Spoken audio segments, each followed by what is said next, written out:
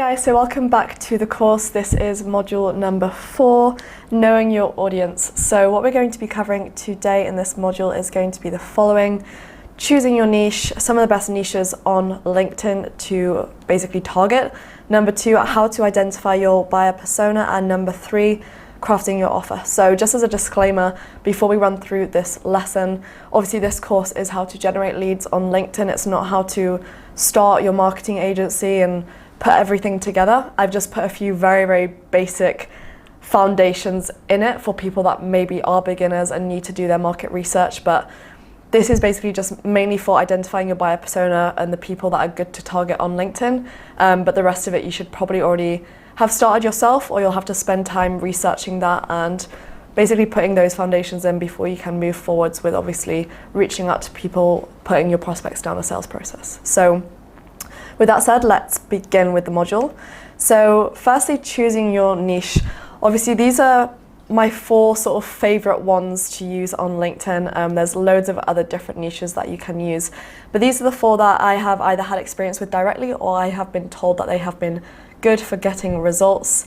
Now, the first one is health, wellness, and fitness. Obviously this incorporates sort of gyms, spas, like a variety, a plethora of different things, personal trainers, a lot of different things within this category. It is actually an industry that you can target through Sales Navigator, which we will be running through in a later lesson.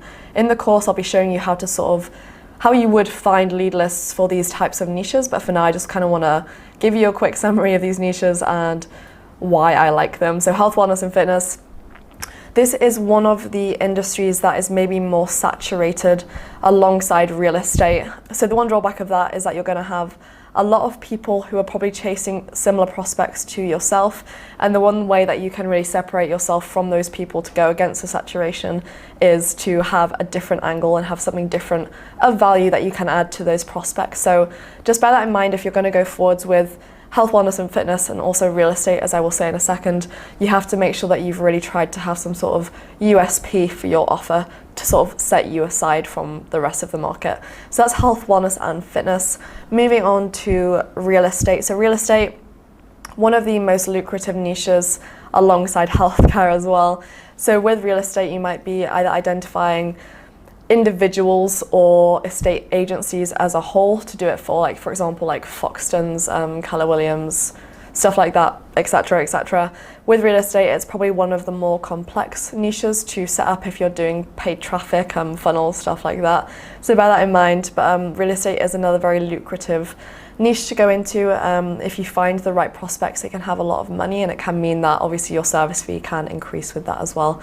So moving on from real estate, we've got the healthcare niche. So this is medical professionals. It could be plastic surgeons, it could be doctors, it could be dentistry, there's chiropractors, like loads of different basically sub niches that you could specify into within this industry as a whole. But the healthcare industry is another really big lucrative niche. If you can get a hold of these people, these are the people that you won't find very easily if you're, for example, cold calling. They're extremely busy, hard to get on the phone, as I know from personal experience. And I targeted this niche myself also with real estate and health, wellness, and fitness and restaurants. So I've tried a lot of them when I first started with LinkedIn. So I personally know that you get a higher response rate with the healthcare industry if you go at them through LinkedIn messaging.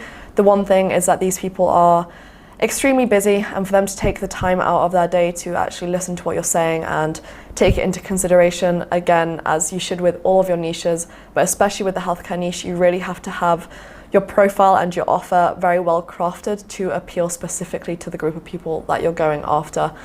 So lastly, I've put online influencers. So this is one that is still a little bit untapped, but online influencers, the one negative thing I will say about this niche before I tell you what I like about it is that they can be a little bit harder to find on LinkedIn. With using Sales Navigator and sort of setting up the different parameters for the type of account that you want to show up in your search results, online influencers, it is a little bit harder to find these people.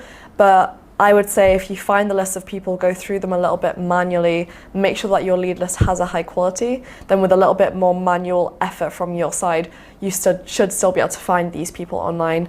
The positives with this is that there's so many there's sort of a wave of influencers at the moment. There has been for a while, but there's a lot of people who are trying to build their personal brand, build their online presence, and they don't really know how to market themselves, or they've got to the point where they need to outsource that. So obviously reaching out to these people, although they might be a little bit hard to get a response from depending on the type of person and how big their audience is, it can be a very good niche for you to specify into, especially for sort of referrals and word of mouth.